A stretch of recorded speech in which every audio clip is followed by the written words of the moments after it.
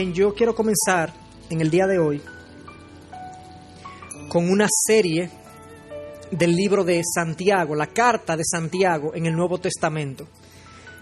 Es un libro, como le voy a explicar dentro de un momento, que tiene mucho que decirnos, mucho que enseñarnos. Y le voy a decir las razones por las que escogimos este libro para comenzar nuestra nueva serie, o esta serie que vamos a concluir en, no sabemos exactamente cuántos sermones, pero pueden ser 13, 15, dependiendo de cuánto nos tome cada tópico, cada tema.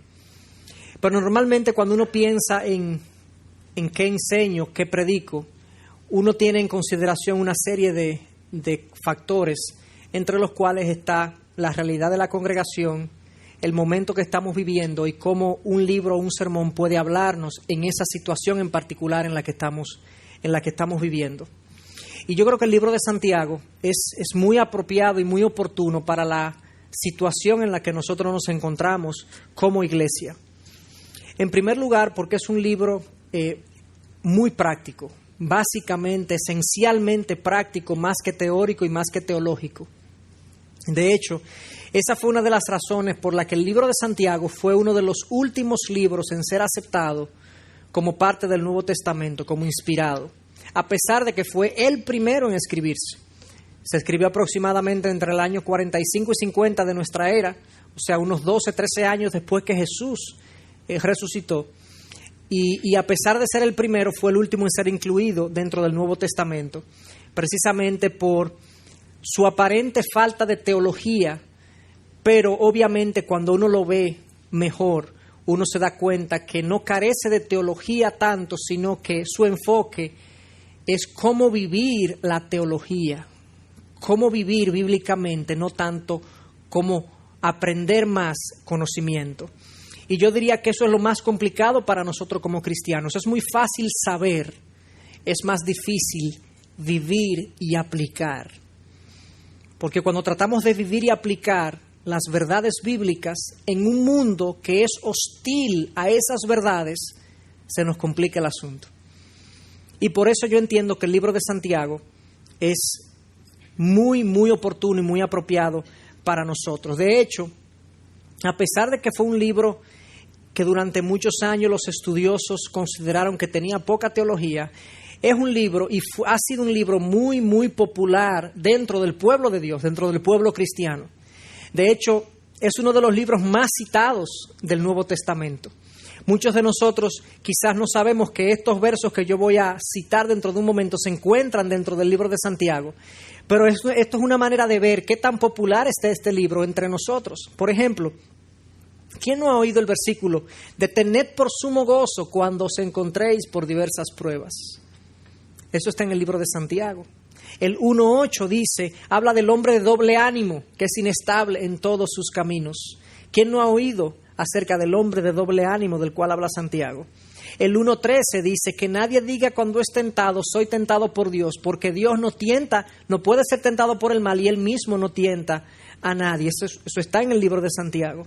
El 1:17 dice, toda buena dádiva y todo don perfecto viene de lo alto. Es un verso muy, muy citado también entre los cristianos. El 1:19, que cada uno sea pronto para oír y tardo para hablar. También es un mandato práctico del libro de Santiago.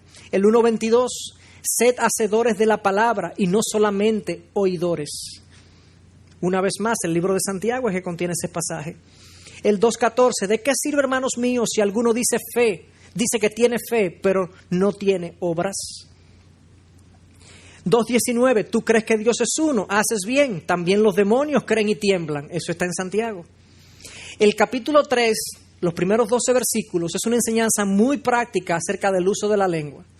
No para comer, sino para hablar. Cómo usarla y cómo no usarla en términos prácticos. El 4:1, Santiago comienza ese capítulo diciendo, ¿de dónde vienen las guerras y los conflictos entre vosotros? ¿No es de vuestras pasiones que combaten en vuestros miembros? El 4:3 dice, pedís y no recibís porque pedís con malos propósitos. Y el 4:4 es un desafío. Oh almas adúlteras, ¿no sabéis que la amistad con el mundo es enemistad con Dios? Todos esos pasajes que son conocidos en mayor o menor medida por nosotros están contenidos en apenas 100 versículos del libro de Santiago. Es un libro eminentemente práctico, es uno de los libros más citados del Nuevo Testamento. Pero además de que es un libro eminentemente práctico, yo creo que parte de la razón por la que es práctico es porque es muy directo.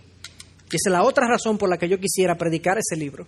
Es un libro que dice cosas muy profundas en pocas palabras. Y nosotros, con la cantidad de información que tenemos hoy en día, estamos como cansados de que se nos diga tanto, queremos más sustancia y menos espuma. Dime lo que es. Y Santiago tiene 108 versículos y 54 son imperativos. Haz esto, haz esto, haz esto, haz esto, haz esto. Se le ha llamado el libro de Proverbios del Nuevo Testamento, porque es un libro muy práctico, muy concentrado en lo que debemos hacer y en cómo vivir nuestra fe. De hecho, muchos consideran el libro de Santiago como una aplicación del Sermón del Monte de Jesús. Si uno ve el Sermón del Monte de Jesús, que está en Mateo 5 al 7, de Mateo 5 al 7, uno se da cuenta que hay 21 referencias en Santiago del Sermón del Monte de Jesús, lo que demuestra que Santiago estaba muy empapado de las enseñanzas de nuestro Señor y por eso aplicó en su carta mucho o una buena parte de este Sermón del Monte de nuestro Señor Jesucristo. Además de eso, además de su practicidad, además de lo directo que es, tiene una diversidad de temas que, aunque es corto, es amplio el libro a la vez.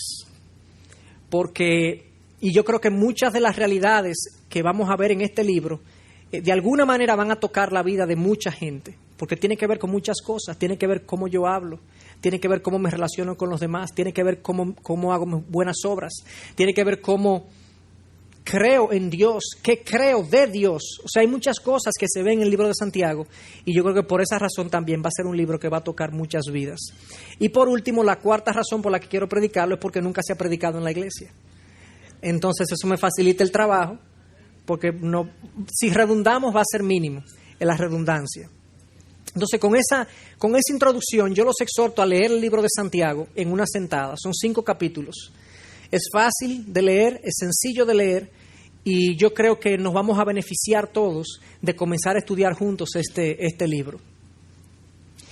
Hablando un poquito de su autor, de su audiencia y de su propósito, antes de entrar en el mensaje de hoy, esto es importante porque nos va a ubicar en esta serie en quién fue que lo escribió, por qué se escribió y a quién se escribió, de tal manera que podamos entender el contexto en el que se escribió. En primer lugar, ¿quién lo escribe? Lo vemos en el versículo 1, capítulo 1, dice: Santiago, siervo de Dios y del Señor Jesucristo. Ese nombre Santiago realmente es una conversión del latín al español. El nombre de este autor no es Santiago, es Jacobo. Y sucede que en latín el nombre de Jacobo se escribía algo así como Iago, parecido. No le voy a dar todos los detalles del asunto, pero es para que entendamos de dónde viene el nombre de Santiago. Durante muchos años, entonces, a este Iago latín se le llamó San de santo, Iago, y se unió el nombre. Iago viene del latín de Jacobo, y entonces las dos palabras unidas dan Santiago, pero realmente su nombre es Jacobo, y él se identifica a sí mismo como siervo del Señor y del Señor Jesucristo. Dentro de los Jacobos que hay en los Evangelios y en el libro de los Hechos, hay unos 7 o 8 Jacobos, pero los más probables que escribieron este libro son básicamente los que eran parte de los apóstoles o el medio hermano de Jesús, como vamos a ver más adelante. Los que eran parte de los apóstoles eran 2. Uno, Jacobo, el hermano de Juan, y este no pudo ser porque este fue martirizado muy temprano en la iglesia primitiva. El otro, que era el hijo de Alfeo, no puede ser porque de él no volvemos a ver en lo absoluto, ni en los evangelios, ni en el libro de los Hechos. El único Santiago o Jacobo que se destacó como líder de la iglesia primitiva y que su lenguaje se parece mucho a Hechos 15, donde hay un Jacobo hablando, que era el líder de la iglesia, entonces muchos entienden que se refiere a Jacobo, el líder de la iglesia de Jerusalén, medio hermano de Jesús. Y digo medio hermano porque, contrario a lo que muchos creen, Jesús sí tuvo hermanos que nacieron de José y María. Mateo 13:55 habla de los nombres de los hermanos de Jesús, de sus hermanas, y Jacobo es mencionado en primero, dando a entender que es el primer hermano luego de Jesús haber nacido. De hecho, Pablo nos dice en 1 Corintios 15:7 que este Jacobo fue testigo personal de la resurrección de Jesús. Él no creía en Jesús. Jacobo y sus hermanos no creían en Jesús. Luego de la resurrección de Jesús, vemos a la familia de Jesús creyendo en Él. Por lo tanto, el hecho de que Jacobo haya escrito un libro nos habla del poder de la resurrección y de lo convincente de la resurrección de Jesús. Entonces, de él es que estamos hablando. Es Jacobo, el medio hermano de Jesús. Pero algo que llama la atención en su introducción, cuando él se presenta, es que él sencillamente se presenta como siervo de Dios y del Señor Jesucristo. Esto no es un hombre preocupado por los títulos ni por las jerarquías, lo cual nos habla de su humildad. Él pudo haber dicho Santiago, hermano de Jesús. Eso hubiese sido una buena credencial para un escritor del Nuevo Testamento. Santiago, líder de la iglesia de Jerusalén. Eso era también él. O Santiago, testigo personal de la resurrección de Cristo. También pudo haber puesto. O pudo haberlo puesto todo junto, como nos gusta a muchos de nosotros a veces. Santiago, hermano de Jesús, líder de la iglesia y testigo de la resurrección. ¡Qué sello! ¡Qué sello! Pero esa no es la preocupación de Santiago. Santiago o Jacobo sencillamente dice siervo de Dios y del Señor Jesucristo. Y la palabra siervo ahí es doulos de Dios, esclavo de Dios y del Señor Jesucristo. Un doulos era un esclavo que nacía en la casa de su Señor y que sencillamente por haber nacido en la casa de su Señor se dedicaba completamente durante toda su vida a servir a su Señor. Santiago se considera a sí mismo un doulos, un esclavo por nacimiento, por el nuevo nacimiento en Cristo, de Dios y del Señor Jesucristo, totalmente disponible a la voluntad de Dios, totalmente dispuesto a lo que Dios disponga. Y este es el autor entonces. ¿Cuál es la audiencia? Lo dice el mismo versículo 1, a las 12 tribus que están en la dispersión. Esto es un lenguaje muy judío. Obviamente Santiago o Jacobo le escribió a judíos que habían sido dispersos por diversas naciones. Luego de Hechos 6, nosotros vemos en el libro de los Hechos que la iglesia cristiana en Jerusalén comenzó a ser perseguida y ellos comenzaron a huir a diversas naciones y diversos países. Y por lo tanto, este nombre de dispersión o diáspora comenzó a ser muy común. Primera de Pedro también le escribe a los judíos dispersos en diversas naciones. Eran gente que por esta razón de ser perseguidos estaban pasando dificultades significativas en su vida. Y eso es importante que nosotros lo entendamos. Esta carta se escribe a gente que está siendo perseguida, maltratada, algunos de ellos martirizados, otros están siendo desapoderados de sus bienes y de sus posesiones porque son cristianos. Son gente que está viendo su fe desafiada, probada, está sufriendo. Aún son cristianos, hijos de Dios. Por lo tanto, eso va a tener algo en común para muchos de nosotros, que somos también hijos de Dios, pero estamos pasando también situaciones difíciles y pruebas en nuestra vida que desafían nuestra fe. Esa fue la audiencia a la cual Santiago dirigió su carta. Y por último, ¿cuál es el propósito entonces de su carta? Si leemos toda la carta, nos vamos a dar cuenta que el propósito básico, el interés básico de Santiago es decirle a esta gente que está siendo perseguida, maltratada y dispersa, decirle vivan su fe de manera real y genuina. El cristianismo no es una mera profesión de la boca para afuera, es algo que tiene que verse en la práctica, en el día a día. Tenemos que poder vivir lo que decimos que somos. Tenemos que poder aplicar los principios que nosotros predicamos. De lo contrario, nuestra fe no es genuina. El ser cristiano hoy en día es algo muy fácil de ser falsificado. Tú vienes a la iglesia, de vez en cuando lees la Biblia, la mayoría de la gente reza o ora y adopta ciertas frases y mucha gente cree que es cristiana porque tiene esa forma aparente, externa de cristianismo.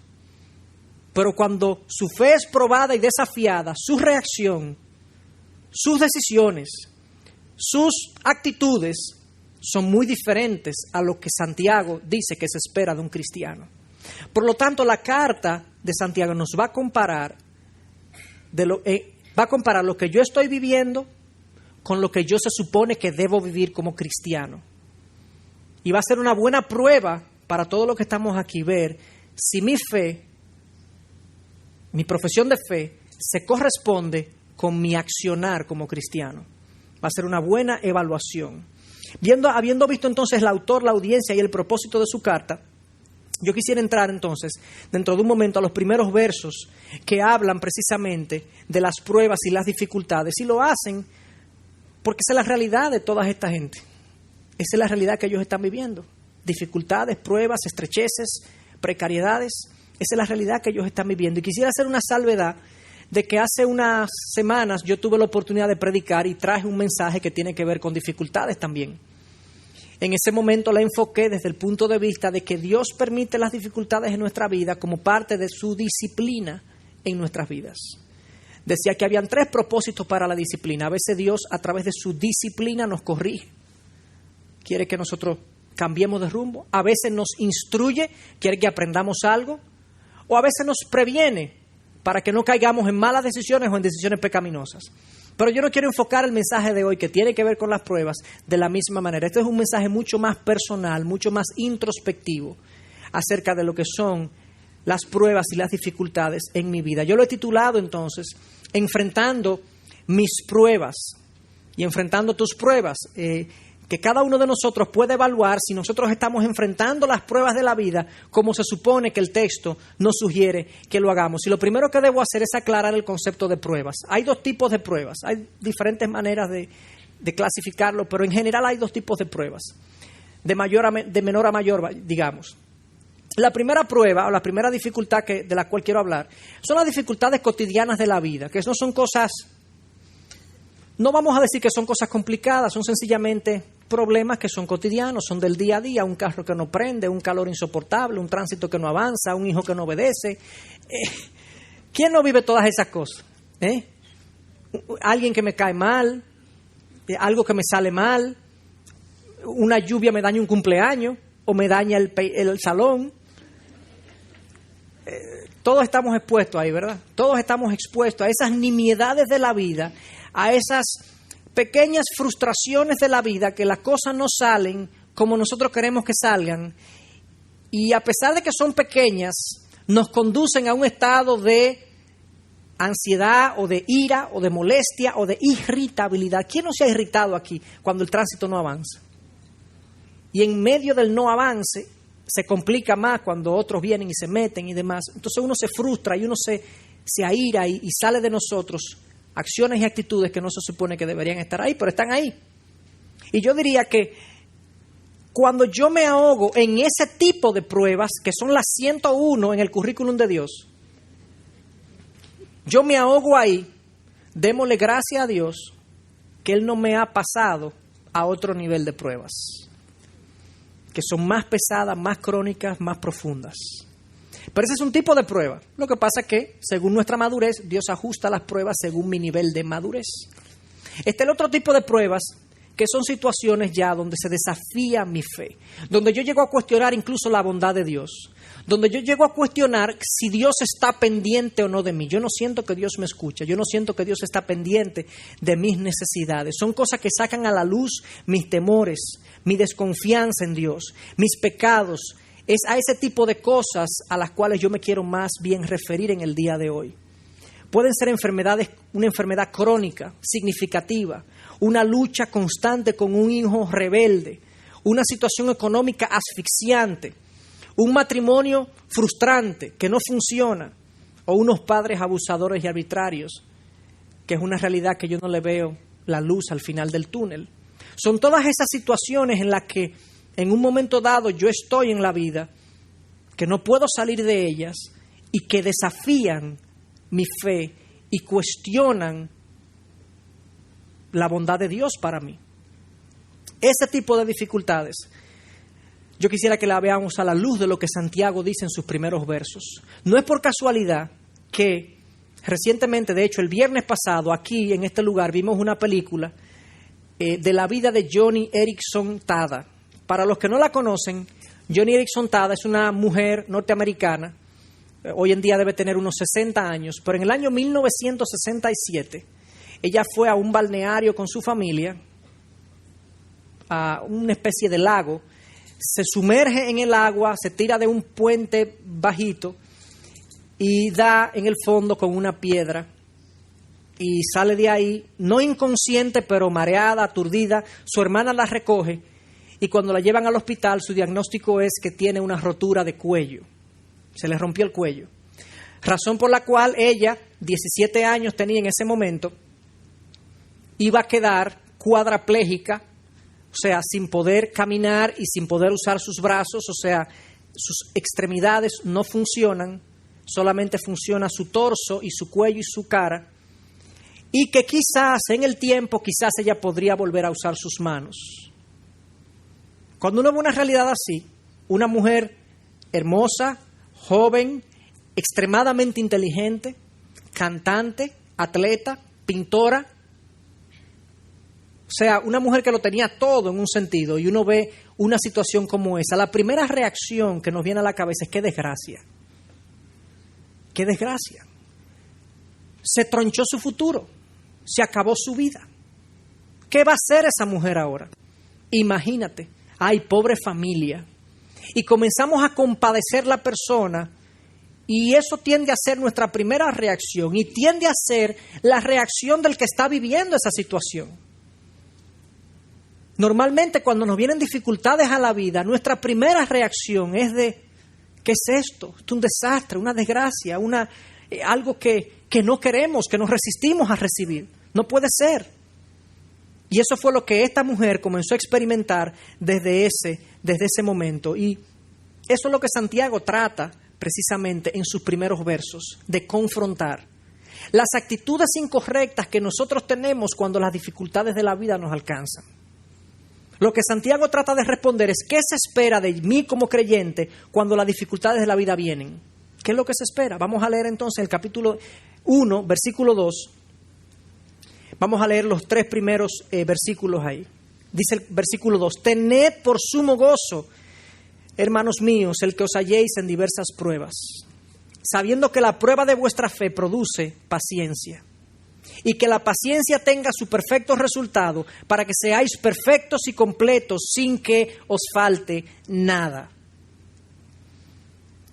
Ese es el primer mandato de Santiago en su libro. Tened por sumo gozo, hermanos míos, cuando os halléis por diversas pruebas. Y yo quisiera hacer una aclaración, otra aclaración con respecto a las pruebas, antes de entrar a explicar ese texto.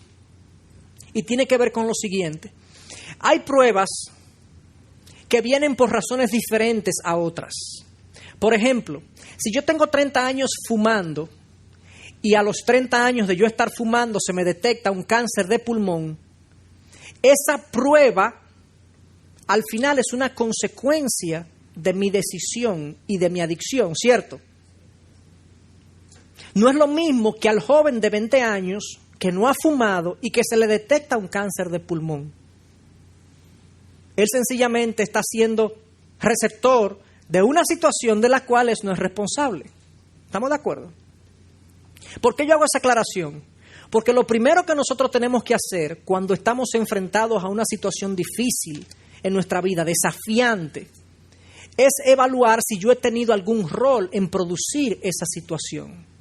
A veces estamos en una situación económica difícil, de estrechez, de precariedad. Pero sucede que estamos ahí porque tenemos 10 años viviendo por encima de nuestras posibilidades, endeudándonos, haciendo líos, no tomando decisiones adecuadas, haciendo malas inversiones sin consultar, comprando carro nuevo para que el otro diga. Y claro, ahora estamos sufriendo las consecuencias de nuestras malas decisiones. Es diferente a un individuo que es un buen empleado, es un trabajador, es un hombre que se maneja financieramente bien, pero lo botan de su empleo porque es cristiano. ¿Se fijan cómo es diferente? Están en la misma situación, pero el camino para haber llegado ahí es diferente. ¿Por qué hago esa aclaración? Porque, vuelvo y repito, cuando estamos en una situación difícil, lo primero que yo tengo que evaluar es si yo me coloqué ahí. Con actitudes pecaminosas, con malas decisiones, con maneras de actuar impulsivas que me llevaron a esa condición. Porque si ese es el caso, yo lo que necesito es arrepentirme. Y pedirle a Dios entonces que me enseñe ahora a vivir de manera diferente. Y si dañé a alguien, tratar de restituir el daño que yo he hecho. Pero si yo he sido conducido a esa situación sencillamente porque me pasó, como le pasó a Joni Eareckson Tada, ella se tira de un puente y cae, se da en la cabeza. Ella lo que tiene ahora es que tratar de encontrar lo que Dios quiere hacer con su vida, con su condición. Es diferente. Entonces, comenzamos a ver este texto de este versículo 2. Tened por sumo gozo, hermanos míos, el que os halléis en diversas pruebas. Ese versículo contiene 3 verdades importantes que nosotros debemos saber acerca de este tema de las pruebas y las dificultades en la vida. En primer lugar, la certidumbre de las pruebas. Santiago no dice, porque puede ser que ustedes se encuentren en pruebas. No, ténganlo por sumo gozo. ¿Cuándo? Cuando se hallen en pruebas. ¿Por qué? Porque van a venir. Eso es seguro. Eso ustedes lo pueden anticipar, lo pueden escribir. Dios no nos exime a nadie de pruebas, y mucho menos cuando somos sus hijos, donde Él tiene cosas que hacer en nuestro carácter. Las pruebas son una materia segura en el currículum de Dios. Las dificultades son materias seguras en el currículum de Dios. Y lo que Pablo está diciendo es, denla por sentado, acepten esa realidad de que ustedes van a enfrentar pruebas. No importa quiénes ustedes sean, de dónde vengan, para dónde vayan, van a enfrentar las pruebas. Dios no nos debe nada. Dios no nos debe una vida exenta de problemas. Dios no nos debe una vida ligera ni suave. Ese no es el compromiso de Dios con nosotros. El compromiso de Dios con nosotros es formar en nosotros el carácter de Cristo. Y eso va a requerir problemas. Pero lo otro que dice este texto, además de la certidumbre de las pruebas, habla entonces de la variedad de pruebas, el que os halléis en diversas pruebas. O sea, las pruebas pueden ser de diferente índole. Y no necesariamente las pruebas vienen en fila, a veces vienen en racimos. Un racimo de prueba. Como yo decía que hay algo de verdad en que al dedo malo todo se le pega. Y más cuando somos hijos de Dios. Que uno dice, pero Señor, eso no quiere decir que siempre van a venir en racimos. No, es que pueden venir en racimos. Yo conozco una persona a la que yo le he dicho en varias ocasiones que yo he podido ver en su vida cómo Dios ha ido trayendo prueba por prueba, una detrás de la otra. Él sale de una y es como si él cierra la puerta, plan, y entra la otra. Plan, y entra la otra. Es una fila en el caso de él, pero ese no es el caso de todos. Muchos de nosotros vamos a tener que enfrentar un paredón de pruebas que tienen que ver con muchas áreas de la vida al mismo tiempo. Y eso es lo que dice el libro de Santiago. No vienen una a una necesariamente, vienen a veces como racimos. Y yo creo que la razón de eso es que de la misma manera que yo voy a la universidad y tomo 5 materias para aprender diferentes aspectos del saber y del conocimiento, yo cuando estoy en la vida necesito diferentes aspectos que aprender. Necesito aprender a manejar los aspectos familiares bíblicamente, los aspectos financieros bíblicamente, los aspectos profesionales bíblicamente. Todos los aspectos de la vida necesitan ser puestos ahora bajo el cuidado de Dios. Y eso va a implicar que yo tengo que enfrentar diversos frentes, valga la redundancia, al mismo tiempo muchas veces. Pero hay una utilidad también adicional a esa en las pruebas todas al mismo tiempo, y es que yo experimento atributos de Dios que de otra manera yo no experimentaría. Cuando las cosas se ponen, como decimos los dominicanos, color de hormiga, ahí es que Dios se luce. Y hay atributos de Dios que conocemos en medio de este racimo de pruebas que no conoceríamos si Dios no la trae en fila. Entonces la diversidad de pruebas no solamente tiene que ver con todas las cosas que Dios tiene que hacer en nosotros, tiene que hacer también en que Él puede brillar de una mejor manera ante toda esa situación precaria. Por último, aparte de la certidumbre que vienen de las pruebas, la variedad, de que pueden ser muchas, hay otro elemento en este verso, y es que la reacción que se espera de nosotros es sumo gozo. Es totalmente contrario a como el mundo te dice que enfrentes tus dificultades. Es algo contracultural. El mundo se frustra, se aira, se molesta, resuelve y tuerce brazo para resolver su problema. El cristiano está llamado a reaccionar con sumo gozo. Puro gozo, dice otra traducción. No solo gozo, porque muchas veces la primera reacción de nosotros ante la prueba es tristeza, es dolor. Yo no me imagino a Joni Eareckson Tada estando cuadraplégica y sus papás, ¡ay, qué bueno que se quedó cuadraplégica! No, eso sería una hipocresía, una negación de la realidad. Lo que Santiago dice no es que reaccionemos con solo gozo, con puro gozo, sabiendo que a pesar de la tristeza y la aflicción inicial, hay razones para el creyente de sentir gozo aún en la peor de las pruebas. Búscalo en lo profundo, búscalo, que van a haber razones para tú sentir gozo en medio de la dificultad. Tampoco Santiago dice que es lo primero que debemos sentir, ya eso lo mencioné, pero sí debería ser algo que prontamente sintamos al estar enfrentado a dificultades. Gozo, sabiendo que Dios tiene control de la situación. Pero si somos honestos, esa no es ni nuestra primera reacción, ni siquiera forma parte de nuestro grupo de reacciones ante la dificultad. Muchas veces nuestra reacción es más bien la rebelión. Y nuestra oración es: Señor, quítame esto, en lugar de Señor, ayúdame a vivir con esto. Lo que queremos que Dios haga es que los remueva, no que nos enseñe a vivir de esa manera. En un momento dado, precisamente a Joni Eareckson Tada le sucedió que ella estaba luchando con esta realidad en su vida, de que ella no iba a poder volver a caminar, de que no iba a poder volver a usar sus manos. Y ella llega a un punto en su vida donde literalmente ella se rinde delante de Dios y le dice a Dios: Señor, si yo no puedo morir, porque ella le pidió a Dios que se la llevara, le pidió a una amiga que la matara. Si yo no puedo morir, enséñame a vivir. Enséñame a vivir con esto, con esta situación. Y eso es lo que nosotros necesitamos en un momento dado. Aceptar la realidad que Dios ha permitido que estemos viviendo y decirle: Señor, si tú no la vas a quitar, ayúdame a aceptarlo y ayúdame a vivir con esto de una manera que a ti te glorifique y a los otros le impacte. Pero a veces nos rebelamos y le decimos al Señor: quítalo, no, enséñame a vivir con esto. A veces la reacción no es rebelión, es autocompasión y depresión.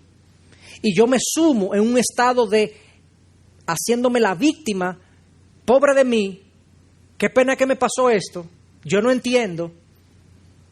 Y no encontramos tampoco el propósito de Dios en medio de la autocompasión y de hacernos víctimas en la situación en la que estamos viviendo. Ya sea la rebelión o ya sea la depresión, estas dos reacciones incorrectas ante la prueba y muy comunes, cuando vienen a nosotros y le damos espacio, hace su aparición este elemento que se llama la queja.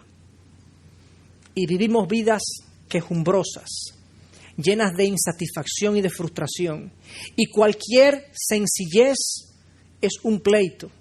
Y nuestro cónyuge o nuestro hijo o nuestro amigo o nuestro jefe hace algo y yo me lo quiero comer. No por lo que hizo, sino porque yo tengo una frustración, una realidad de mi vida que yo no he aceptado y yo estoy rebelándome contra eso, o yo estoy autocomiserándome contra eso y yo exploto ante la primera razón de molestia en mi vida.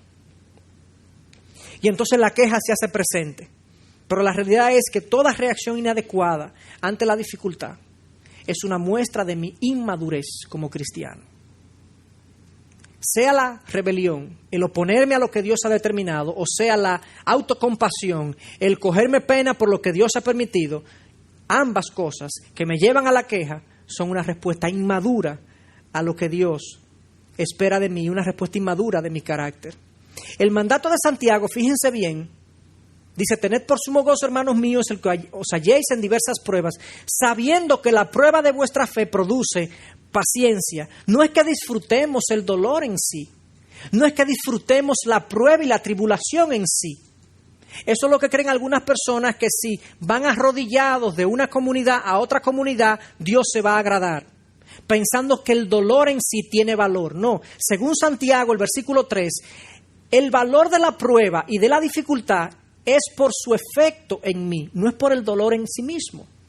Es que hay un beneficio de yo pasar por esa dificultad. Es que hay una construcción del carácter. Es que hay una profundización de mi fe que se produce fruto de estas dificultades en la vida. Y a lo que Santiago me llama entonces no es a valorar el dolor en sí, sino a saber que detrás del dolor hay un trabajo que Dios está permitiendo y que Dios está haciendo. Las pruebas, según Santiago, producen paciencia, y en el original eso significa la capacidad para soportar un peso durante un largo tiempo. Me hago resistente. En otras palabras, mi temple, el temple de mi carácter aumenta. Es como el que hace ejercicio y está practicando pesas, que uno le va poniendo cada vez más peso a la pesa que uno está cargando. Y eso aumenta tu capacidad muscular para soportar más peso. En el caso del cristiano, en el caso del carácter, Dios te va dosificando las pruebas de tal manera que tu fe vaya siendo ensanchada, tu paciencia vaya siendo ensanchada. En la medida que tu paciencia es ensanchada, tu capacidad de aguante de dificultades en la vida es ensanchada. ¿Y qué pasa? Tu utilidad como cristiano aumenta. Hoy en día, Joni Eareckson Tada, es extraordinario ver lo que Dios hace a través de la vida de esa mujer. Cuadraplégica en una silla de ruedas por 40 años, ha escrito 48 libros, tiene uno de los ministerios más productivos en ayuda a la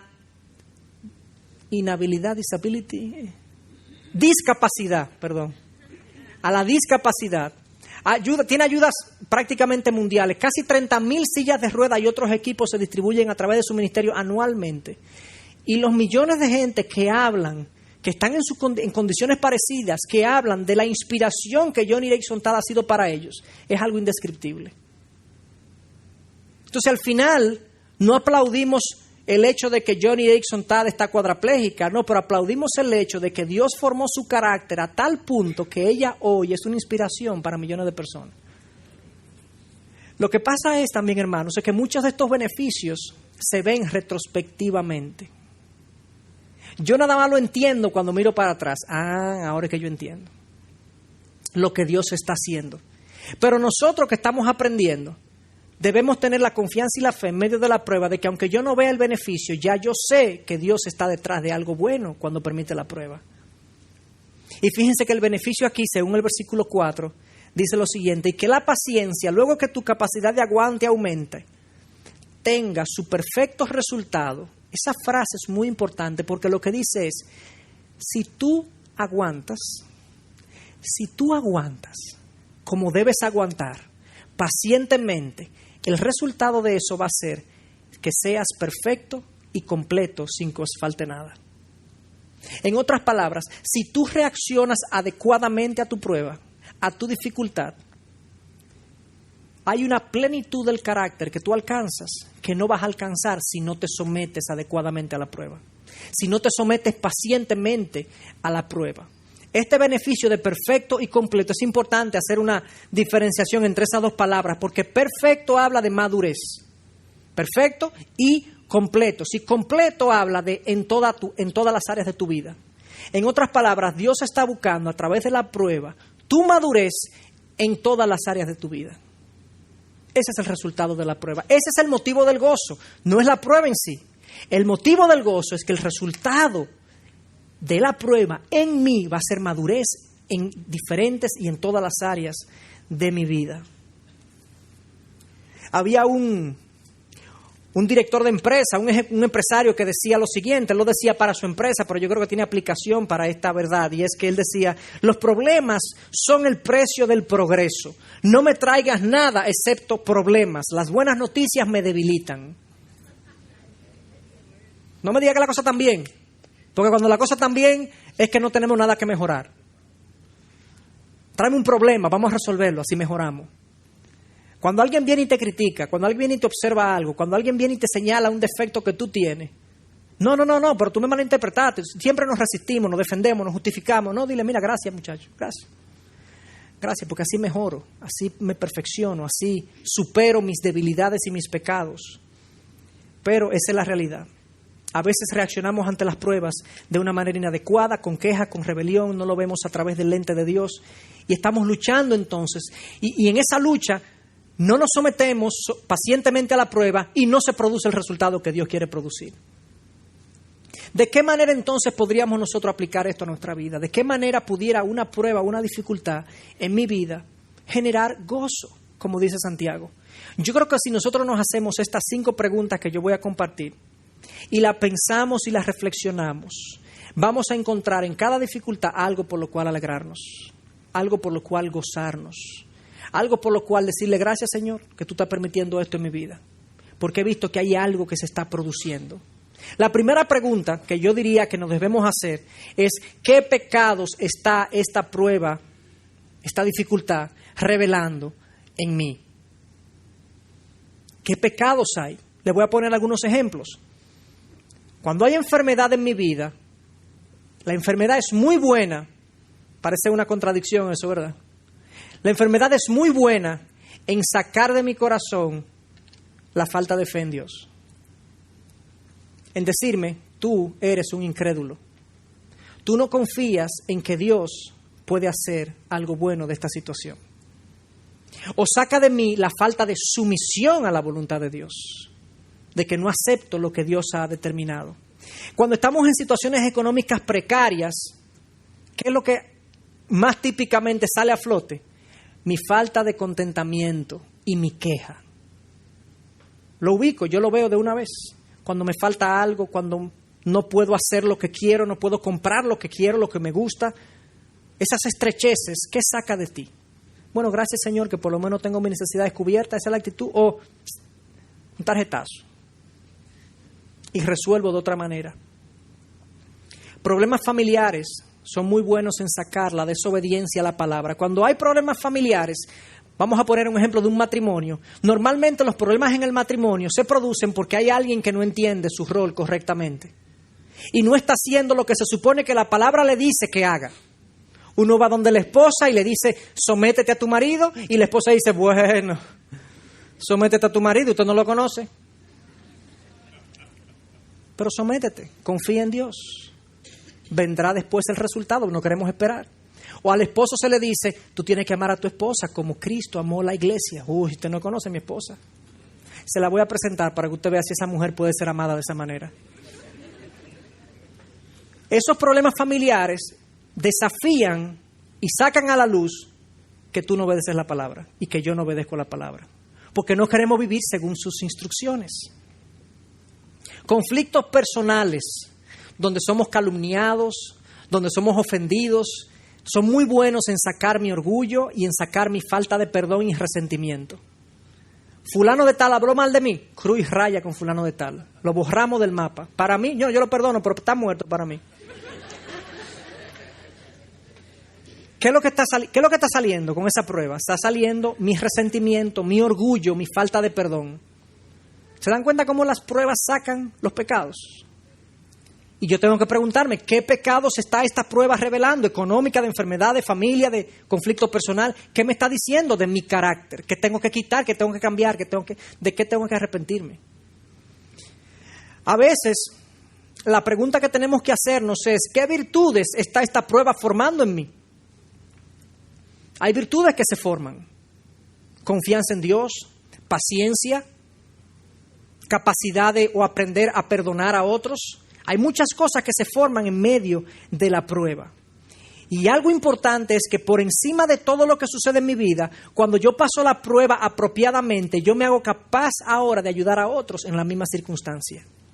Segunda de Corintios, el primer capítulo de Segunda de Corintios dice exactamente eso, que Dios nos consuela en medio de la dificultad para que nosotros podamos consolar de la misma manera en la que somos consolados. Cuando yo recibo el cuidado de Dios, ahora yo sé cómo Dios cuida de los suyos, ahora yo puedo, a una persona que está pasando lo mismo que yo pasé, lo puedo ayudar. Eso es una virtud enorme, eso es algo útil en el pueblo de Dios, porque hay mucha gente que está pasando o ha pasado por situaciones similares a las que nosotros ya hemos pasado. Y si le hemos superado, nosotros somos un instrumento de Dios para ayudar a esa persona. Primera pregunta, ¿qué pecados está revelando? Segunda pregunta, ¿qué virtudes está formando esta prueba? Tercera pregunta, ¿qué atributos de Dios estoy experimentando? ¿Qué yo estoy conociendo de Dios que no conocía antes? ¡Wow! Pero la verdad que Dios es fiel. Dios provee. ¿Cómo yo voy a conocer al Dios que provee si Dios no me pone en una situación económica difícil? Porque yo siempre lo tengo todo. A veces la prueba económica, una de las cosas más hermosas de conocer es que Dios está atento a mis necesidades. Y Dios es oportuno. Y Dios quita lo que no es necesario y me enseña a través de la prueba, mira, eso tú no lo necesitas. Y después que me lo quita, yo me doy cuenta que no era necesario. Yo pensaba que era necesario, pero Dios me demuestra que no era necesario. Y después estoy más gozoso de lo que estaba teniéndolo. Y por último, ¿qué está haciendo Dios en los que están a mi alrededor? A veces la dificultad es mía, pero el beneficio es de los otros. Cuando yo puedo vivir mi dificultad de una manera que impacta a los otros, otros son bendecidos aunque yo paso la dificultad. Ese fue el ejemplo de Cristo. Dígame cuál fue el beneficio de Cristo de ir a la cruz. Él era Dios. El beneficio de Cristo es el gozo de vernos a nosotros redimidos. Él se colgó en la cruz y nosotros fuimos los beneficiados. Y muchas veces tú eres Cristo para otros.